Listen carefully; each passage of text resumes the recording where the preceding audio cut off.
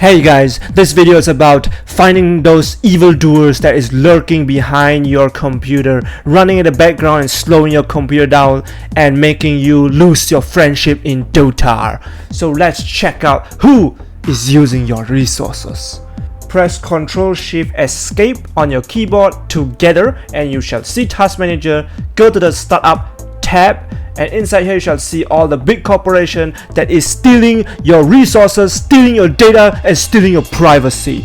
So inside here you shall see the CCleaner and all your antivirus and whatnot. So I don't want my CCleaner to run. I disable it from starting up when I turn on my computer because I don't even open it and it shall not open until I say so.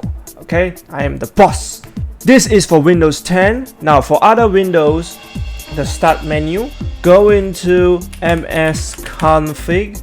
In MS Config, just click it and you shall see start up here and you can turn it on or off depending on you. So now you have gained back your resources and you can start Dotaing, and you can now blame the other user for having wooden PC. So thank you all for watching. Famous Cyber Amos signing out. Click subscribe if you haven't, click like.